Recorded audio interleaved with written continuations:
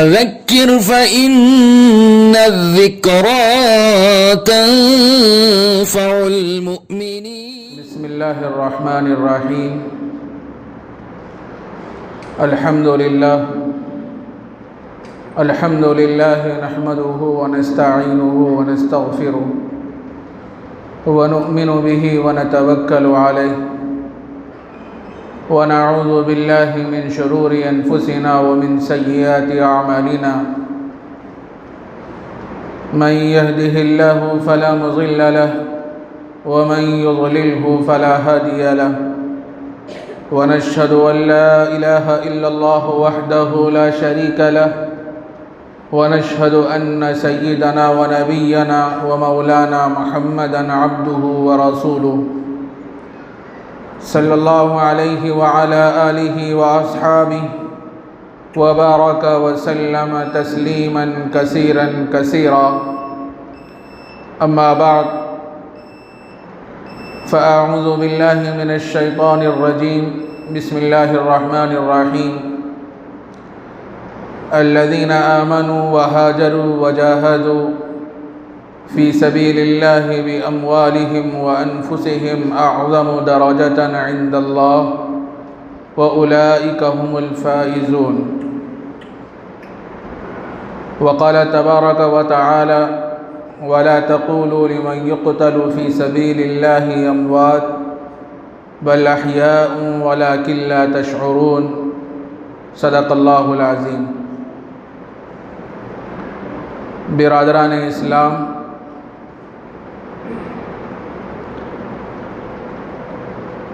قرآن مجید کی دو آیتیں اس وقت تلاوت کی گئی ہیں. پہلی آیت میں حق تعالی جل شانہ نے یہ بات ارشاد فرمائی: جو لوگ ایمان لائے اور انہوں نے ہجرت فرمائی اور اپنے جان سے اور اپنے مال سے جہاد کیا، ان کا رتبہ اور ان کا مقام اللہ کے نزدیک کہیں بڑا ہوا ہے، اور یہی لوگ حقیقت میں کامیاب ہیں. دوسری آیت میں حق تعالی جل شانہ نے یہ بات ارشاد فرمائی: جو لوگ اللہ کے راستے میں شہید کیے گئے ان کو مردہ نہ کہو بلکہ وہ زندہ ہیں، لیکن تم ان کی زندگی کی حقیقت کو نہیں سمجھ پاتے، تم شعور نہیں رکھ سکتے. میرے عزیز دوستو، بزرگوں، یہ جو مہینہ اس وقت ہم پہ سایہ فگن ہے اور اس مہینے کی یہ 9ویں تاریخ ہے، 9 محرم الحرام ہے. کل ہم ایک بڑا ہی عظمت والا، احترام والا، فضیلت والا دن کا ہم استقبال کرنے والے ہیں، جس کو ہم عاشوراء کے نام سے یاد کرتے ہیں. یہ بڑی اہمیت کا حامل دن ہے. بڑے بڑے عظیم الشان واقعات اس دن میں رونما ہوئے ہیں. حضرت آدم علیہ السلام کی جو توبہ قبول ہوئی وہ عاشوراء کا دن تھا. حضرت ادریس علیہ السلام کو آسمانوں پر جو اٹھایا گیا وہ بھی عاشوراء کا دن تھا. اور اسی طرح حضرت ابراہیم علیہ السلام کی جو ولادت باسعادت ہوئی وہ بھی عاشوراء کا دن تھا. حضرت ابراہیم علیہ السلام کو آگ سے جو خلاصی اور چھٹکارا ملا وہ بھی عاشوراء کا دن تھا. اور یہ بات بھی بیان فرمائی گئی ہے کہ قیامت بھی عاشوراء کے دن ہی آئے گی. اور بعض کتابوں میں یہ بات بھی بیان فرمائی گئی ہے کہ آسمان سے جو سب سے پہلی بارش دنیا میں نازل ہوئی وہ بھی عاشوراء کا دن تھا۔ تو بڑے بڑے عظیم الشان واقعات 10 محرم الحرام کو رونما ہوئے ہیں، اور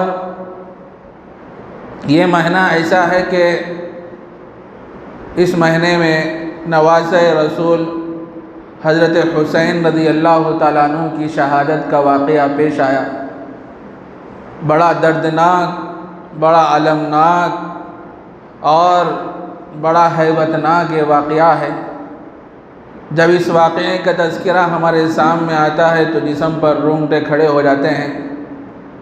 ظالموں نے، جابروں نے، فاسقوں نے حضرت حسین رضی اللہ تعالیٰ عنہ اور ان کے خاندان اور ان کے رفقا کے ساتھ جس بے دردی کے ساتھ آپ کو شہید کیا، آپ پر ناروا سلوک کیا اور آپ کے قتل کے درپے ہو گئے، اور وہ لوگ کو اتنا بھی نہیں معلوم ہوا کہ یہ کون سے خاندان سے تعلق رکھنے والا ہے، اور یہ اللہ کے نبی کا چہیتا نواسا ہے۔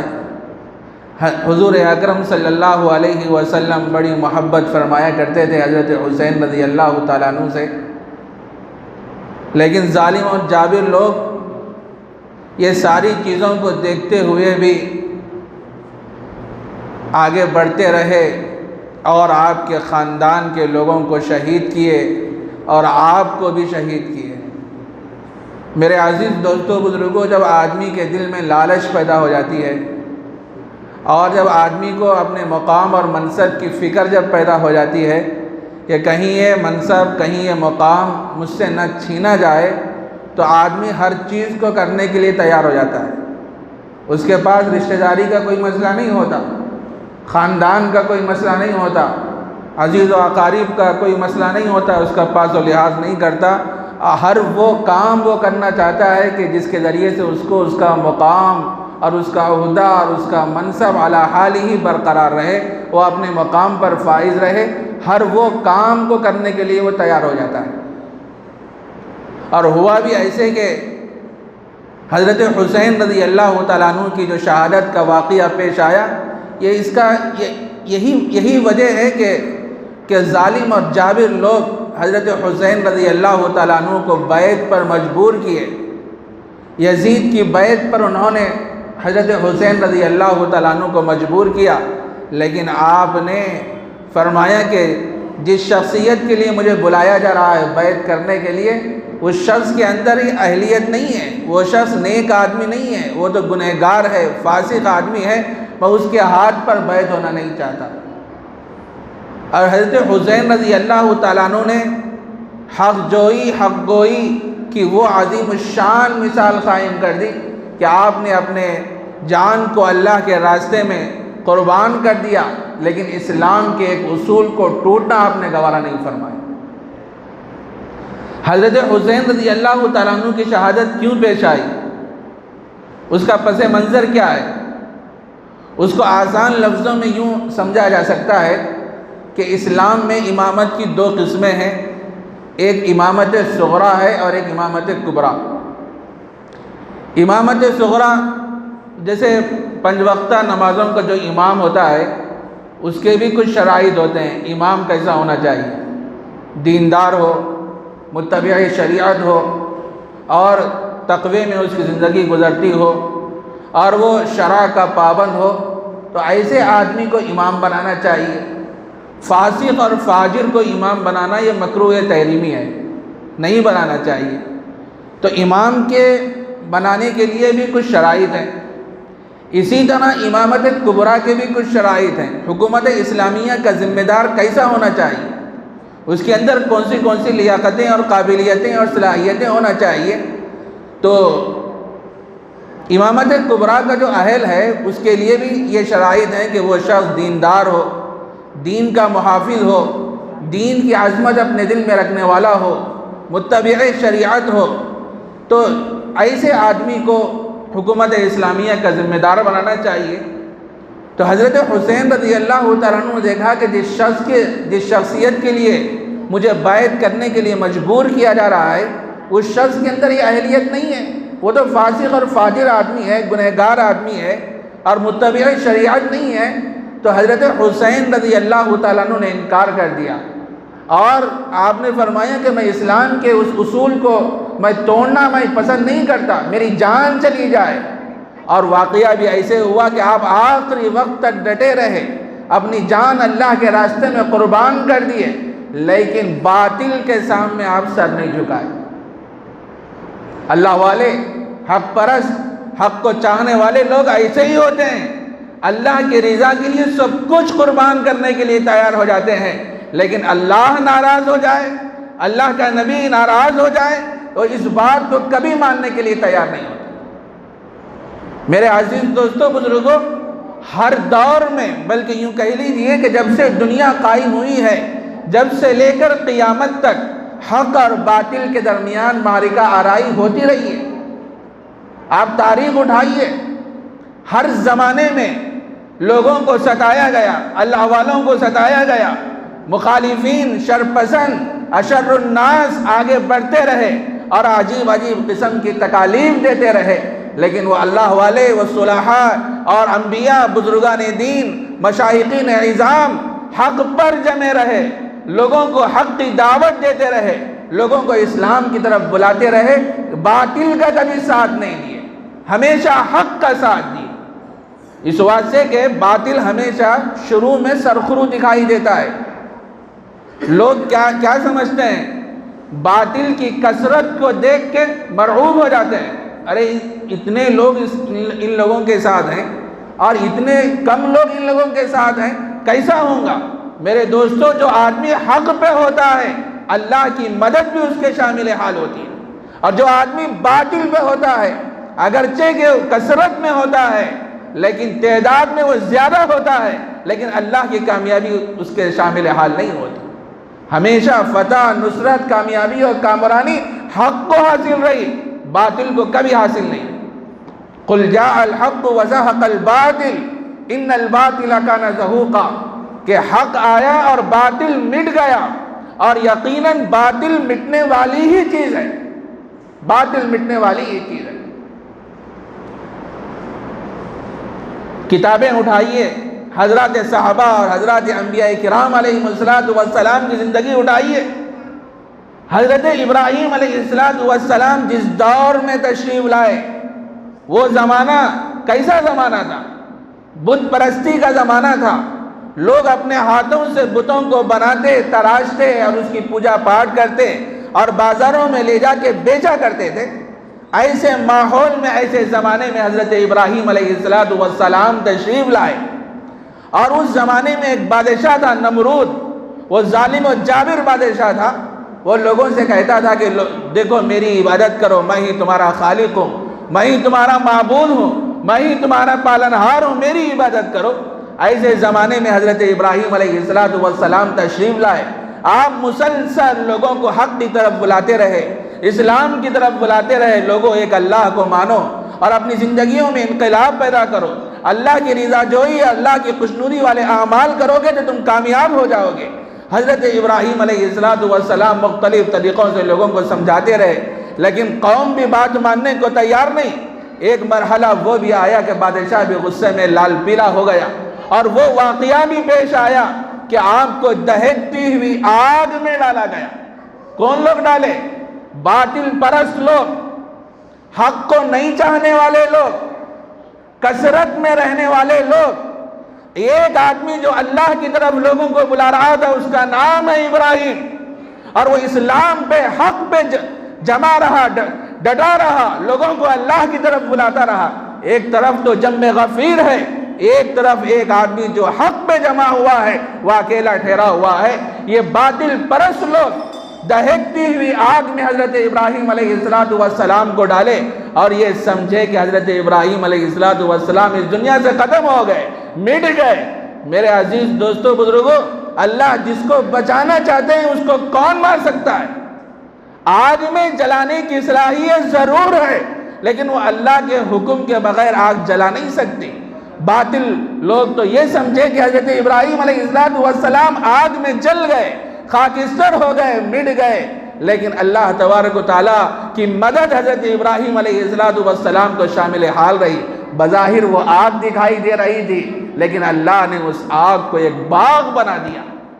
اب آرام سے اس آگ میں رہے۔ تو ہمیشہ جو باطل ہے سرخرو دکھائی دیتا ہے، کثرت میں دکھائی دیتا ہے۔ آدمی کو کبھی مرعوب نہیں ہونا۔ لوگ مرعوب ہو جاتے، ارے اتنے لوگ ہیں اس کے ساتھ، ہمیں مارنے والے، دھاڑنے والے، کیا کیا کرنے والے۔ اور جو آدمی حق پہ ہوتا ہے، حق کا ساتھ دینے والے لوگ بہت کم رہتے، حق کا ساتھ دینے والے لوگ بہت کم رہتے، باطل کا ساتھ دینے والے بہت رہتے۔ ہر زمانے میں یہ دستور چلا ہوا آ رہا ہے اور قیامت تک چلتا رہے گا، لیکن ہمیشہ حق ہی کو فتح حاصل ہوگی، حق ہی کو غلبہ حاصل ہوگا۔ تو میرے عزیز دوستو بزرگوں، اللہ نے کیا حال کر دیا اس نمرود کا، وہ نمرود کیسے مرا، کیسے ہلاک کیا گیا۔ لکھا ہے کتابوں میں کہ اللہ تبارک و تعالیٰ نے اس نمرود کو ہلاک کرنے کے لیے ایک مچھر کا انتخاب فرمایا۔ وہ بھی کون سا مچھر؟ لنگڑا مچھر، اچھا مچھر بھی نہیں، لنگڑا مچھر۔ اس کی ناک میں داخل ہوا، اب ناک میں داخل ہو کے دم کرنے لگا، ڈنگ مارنے لگا۔ معمولی مچھر کو وہ ہٹا نہیں سکا۔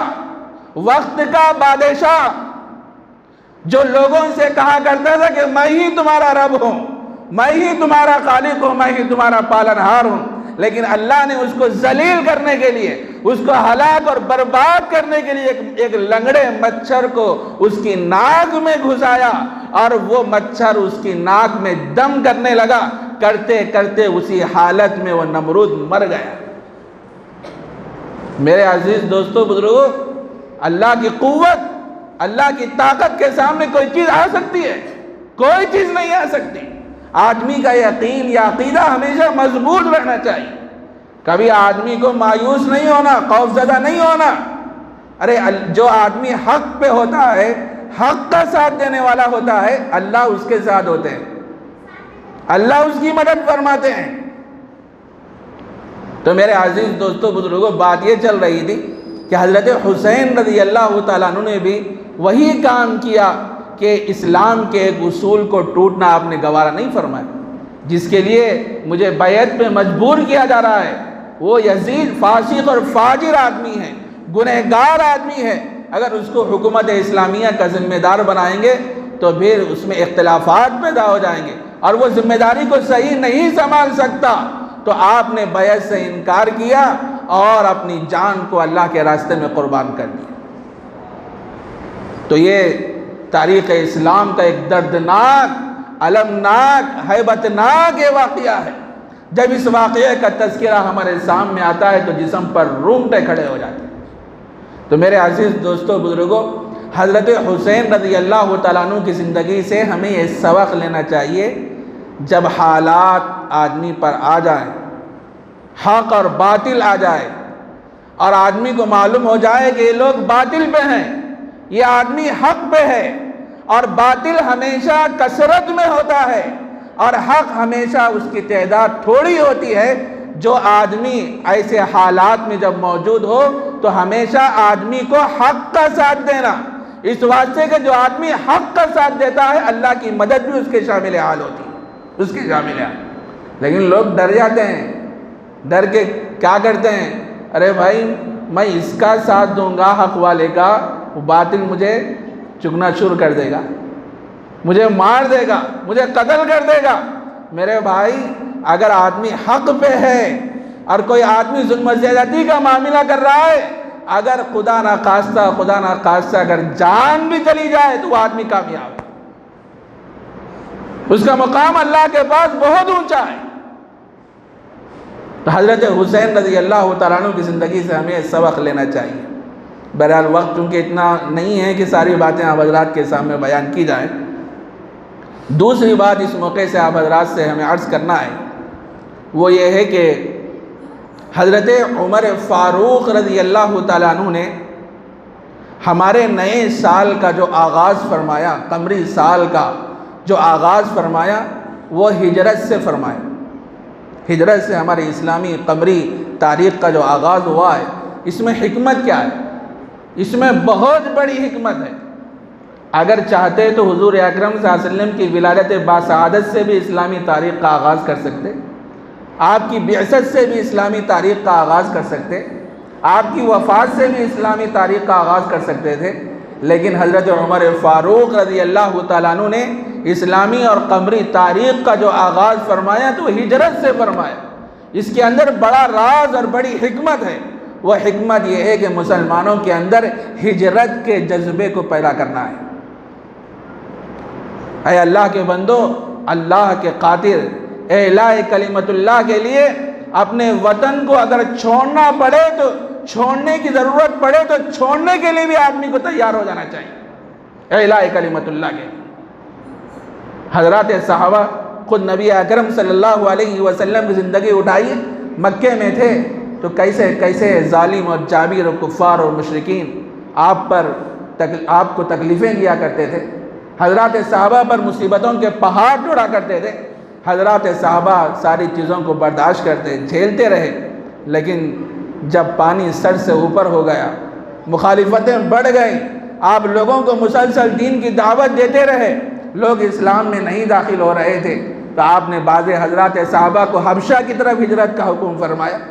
بعض حضرات صحابہ حبشہ کو گئے، لیکن آپ مکے میں رہ کے لوگوں کو دین کی دعوت دیتے رہے، لیکن لوگ آپ کی بات کو ماننے کے لیے تیار نہیں ہوئے، مسلسل تکلیفیں آپ کو دیتے رہے۔ تو ایک مرحلہ وہ بھی آیا کہ آپ نے فرمایا حضرات صحابہ سے کہ مکہ مکرمہ سے اب مدینہ منورہ ہجرت کرو، اور خود نبی اکرم صلی اللہ علیہ وسلم کو اللہ تبارک و تعالیٰ نے حکم فرمایا، اے نبی آپ مکہ مکرمہ چھوڑ کے مدینہ منورہ چلے جاؤ۔ کیا گزرتی ہے آدمی کے اوپر؟ اپنے وطن کو چھوڑنا بہت بڑا مسئلہ ہے آدمی کے لیے، بہت مشکل ہے۔ آدمی ہر چیز کو چھوڑے گا لیکن اپنے وطن کو نہیں چھوڑے۔ خود دیکھیے لوگ کہاں کی رہے تھے، کوئی دبئی میں، کوئی شارجہ میں، کوئی امریکہ میں، لیکن رمضان کی عید کو، بقرعید کی عید کو لوگ وہاں سے سفر کر کے یہاں آتے عید منانے کے لیے۔ کیا وہاں عید نہیں ہوتی؟ عید ہوتی ہے، لیکن آدمی کو وطن سے محبت ہوتی ہے۔ آدمی جہاں پیدا ہوتا ہے اس جگہ سے بڑی محبت ہوتی ہے آدمی کو۔ اتنا لمبا سفر کر کے آدمی صرف 10 دن کے لیے، 8 دن کے لیے عید منانے کے لیے اپنے گھروں کو آتے ہیں۔ یہ کیا ہے؟ یہ وطن سے محبت ہے، رشتہ داروں سے ملاقات کے لیے آتے ہیں آدمی۔ اور بعض لوگوں کا تو یہ حال ہے، یہ سنا گیا ہے، جو معمر آدمی ہوتے ہیں ان کو جو وہ جس گاؤں میں پیدا ہوتے ہیں نا، ان سے اس گاؤں سے بڑی محبت ہوتی ہے۔ ایک آدمی کو ایک صاحب بولے، بھائی اتنے سال تم یہاں زندگی گزارے، 60-65 سال تمہاری عمر ہو گئی، اب چلو جا کے حیدرآباد میں رہیں گے، یہاں رہ کے کیا کرتے؟ کچھ بھی نہیں، یہاں سہولتیں نہیں ہیں، کیا بھی نہیں، یہاں رہ کے کیا کرتے؟ تو وہ صاحب بولے کہتے، اگر میں 1 دن یا 1 گھنٹے کے لیے بھی اپنے گاؤں سے نکل کے اگر کہیں جاؤں گا تو مجھے سکون نہیں ملتا۔ اگر تھوڑی دیر کے لیے نکل کے بھی گیا، رات ہو گئی تو مجھے نیند نہیں آتی، نیند تو مجھے میرے گاؤں میں آتی ہے، میرے گھر میں آتی ہے۔